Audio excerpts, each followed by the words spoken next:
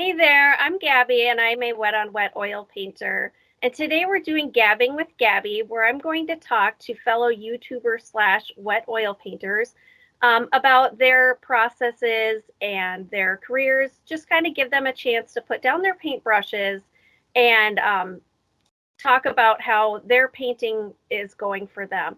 So today we have Chopper Rick, and Chopper Rick is from Missouri in the United States. So, Chopper Rick, would you like to introduce yourself? Hey, how's it going? I'm Rick O'Neill. I go by Chopper Rick. Uh, Years ago, I worked at Walmart, and a couple of guys, we were all into motorcycles, and he's like, "Hey, you're Chopper Rick," and I was like, "I like that." So it kind of stuck, and I've been Chopper Rick for nearly 25 years now. So, Great, so great, awesome. anyway, Um, and just to clarify, you do wet on wet oil painting, like the Bob yep, Ross style painting. Yes, most yeah, a little bit of acrylic, but not really much. Just kind of dabble, but yeah, mostly my stuff is all oil. So. awesome. Okay, and I guess the first question: when did you get started with doing oil painting? I started about September of 2021, actually. So it's not been too long, just a couple years. So, Oh, awesome. And what motivated you to start oil painting? well, I mean, I've always watched Bob, with my grandma, back in the day on PBS, and years later, the pandemic hit and all the documentary and all that came out, and I realized Bob was still kind of a driving force in today's culture, and just kind of started watching that, got reintroduced, and here we are, So and also I kind of needed it because um, just mental stability, you know what I mean? Like just kind of an outlet, release some things you battle, just kind of start doing that and get lost. So Awesome. I think there's a lot of us that fall into that. Do you have any other like real specific hobbies that you do outside of oil painting? not really anymore. I taught martial arts for about 5 years, and that was fun. But as time progresses, you kind of start going into different things, and I don't really do that much anymore, but I am still heavily involved in it. So, um, motorcycles, I collect guns, knives, stuff like that. Just, you know, Awesome. That's life great. stuff. Awesome. Okay. So specifically, you tend to paint landscapes, correct? And is there any specific reason that you chose landscapes as what you wanted to paint? Um, I mean, I was born in Rhode Island, so like I always used to like going out looking at the water, with my mom, my grandma, my great grandma, just kind of watching it nice and still or whatever, crashing against the rocks.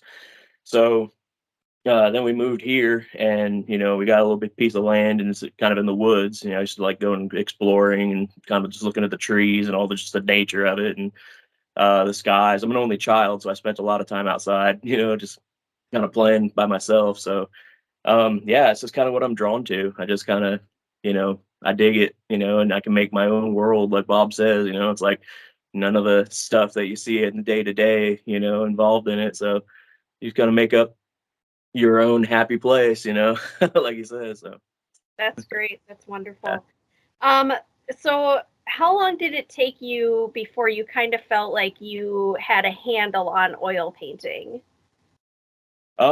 Yeah, like uh just like anything else, and you're not gonna ever be the best or get, to where you want to be. You're always gonna have room to grow, in anything you do. So like I said, I've been doing this for about 2 years. I'm starting to kind of learn different things like I'm better at than other things. Some things I need to work on, and um I don't think that's a process that I'll ever really master or get used to. You know what I mean? So and that's the beauty of it. That's the great thing. We can always strive to be better, and then what look at it on the wall and be like, oh wow, that was better.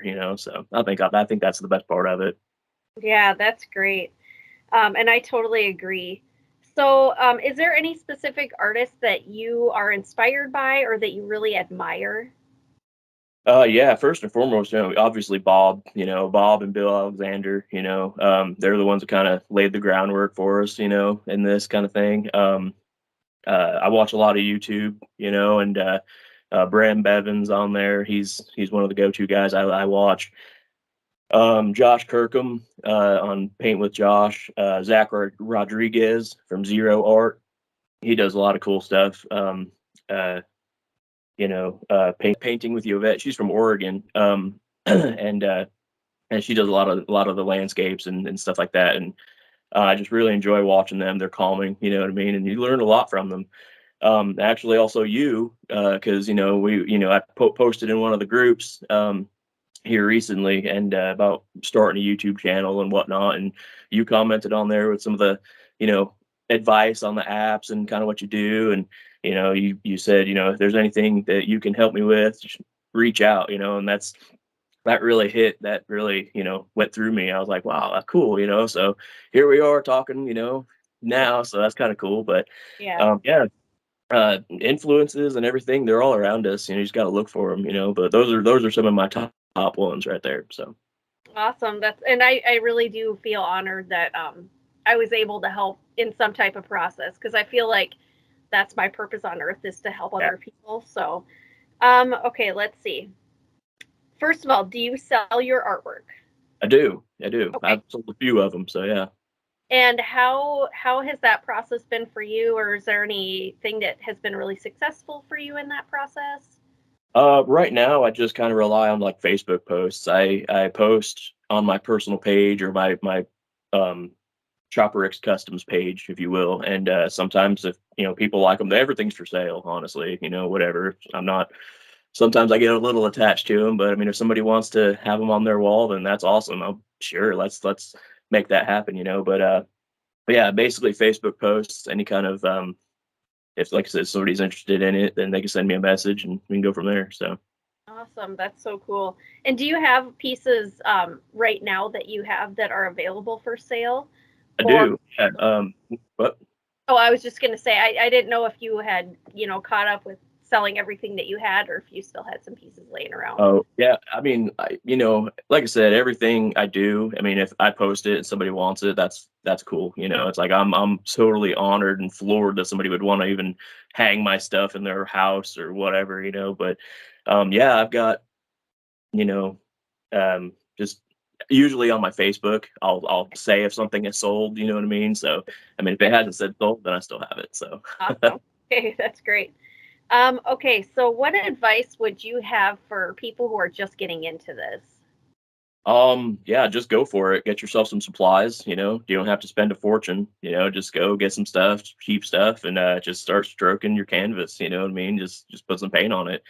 Um, you don't need gobs of paint on your palette to start out. You watch Bob and he's got those big thick balls of paint, and it's like, you don't need that. You're gonna waste money, you're gonna waste everything, supplies. It's just yeah, just start out small and use what you need from there, so yeah. Awesome. That I every single time I watch like Bob Ross or Bill Alexander and they have those huge gobs of paint, I'm like looking at my tubes, I'm like, that's not going to happen. Yeah. Well, I mean, that's what they did. They sold paint, they sold supplies. I mean, they used brand new brushes each episode, you know what I mean? So it's like the normal person can't do that, So we have to be very selective and careful with what our sources are, utilizing what we have. So, Yeah. you know, I knew from early on that Bob Ross must use brand new palettes, especially when his palettes were wooden, because I have some wooden palettes, and all the paint just sucks right into the palette. yeah. And I'm like, Oh, there's yeah. no way he's using that twice. You would know it would be stained permanently. Yeah. Okay, let's see. Kind of along those lines, what do you wish you had known when you first started painting? um, you know, uh, Bob talks about like the violent reaction that paint thinner has with liquid clear. So when you go to thin down your paint, um, I never realized how violent of a reaction that was until I started trying it. And you put too much paint thinner on your brush or in your paint, whatever, and he said before you're gonna have a painting in your floor, and he wasn't lying. It'll start running. So um, just start, like I said, start small. Don't, because you can always fix stuff before it gets too big. You know what I mean? While it's small. So yeah, just start small and go from there. Be light-handed, if you will. You know what I mean? So anyway. That's great advice, actually. Okay, so let's see. Looking forward, how do you see your life sort of as an artist going forward from here? Um, you know, I just kind of take it as it comes, you know. I don't really have a 5-year plan on it really. I'm just kind of doing it because it's fun, you know, and um, it's not my full-time job, so it's still fun, you know. If it became a full-time job, then I mean, they call it work for a reason, you know what I mean? You get paid to do work, but right now it's fun, and if people, enjoy it, and I inspire people to pick up a paintbrush or, go buy some supplies, kind of like what we're doing with these groups, it's like we post our stuff and people like it. It's like as long as I'm, influencing someone in a good way, like Bob and Bill, Yovette, everybody does for us. It's like I'm winning. That's a win for me. So That's awesome. So kind of because I've had this thought, I have tons of hobbies. Do you see painting as something that you probably will do, as long term or throughout your life, or do you tend to like pick up hobbies and then kind of walk away from them, or um drawing and art and stuff like that has always been a real big part of me. I've always been pretty creative on things like that. Um, I've drawn since I was a little kid. Did the art classes and stuff like that. And life happens, so you kind of put stuff on the back burner, and then like I said, it wasn't until just a couple years ago that I kind of started really getting into this. Um, I've actually been introduced to like such a bigger world with this painting journey that I'm on. So it's like I don't think I'll really ever stop. You know what I mean? Even 10 years from now, I think I'll still be cranking them out. So which is exciting to think about because imagine your first one versus 10 years from now. It's like man, have them hanging up on the same, you know, same spot on the wall as the progression shot. So yeah, I agree. And I think painting's one of those things that when you pick it up and you really love it, I can't ever imagine walking away from it myself. So, yeah. um, do you have any kind of final thoughts or anything I guess I didn't get a chance to ask you about that you'd like to sort of share with the wider world? Um, just do what makes you happy. Life's too short to live it for anybody else. So if you like painting, then paint your heart out. You know what I mean? Just do it. So Yeah, that's awesome. Okay, so Rick, where can people find you if they were to look for you online? I am on YouTube, Instagram, Facebook, and TikTok, Twitter. I'm on it all. So we can, I don't know, we can give our links, in the description or Yep, however you want to do that. I don't know. It's, yep, I'm, absolutely. I'm And pretty much everywhere. I like to try to keep a broad base. I don't know, just more people I can reach is key. I just want to, like, if somebody's at the bottom of their barrel, at the end of their rope, and if they scrolling through, and see a fast forward painting video that I do, and they stop and watch it and they like it, man, that made them happy. That's a win. I just want to. I'm on a lot of outlets, so, so anyway. that's awesome, awesome. And I will put that in the description, and I also do credits at the end, so I'll put some information on the end about that. So I guess that's all that I have for now. So thank you so much, actually, for coming on. This has been a blast. And I do look forward to talking to you again. Maybe down the road we can do this after we've all kind of gotten into it some more. So that's it for now, guys. If you guys have any questions or comments, if you want to put them in the comment section of the video, that'd be really helpful. You can follow me at Gabi the Oil Painter on YouTube or Chopper Rick's Customs on YouTube, and I'll put the rest of the links in. So definitely hit him up and follow him too. He's been really inspirational to me as well, and it's funny how that happens. Anyways, for now, that's it, guys. I'm Gabi, and I really do hope that you guys fall in love with oil painting just as much as I have. Bye, guys. So yeah.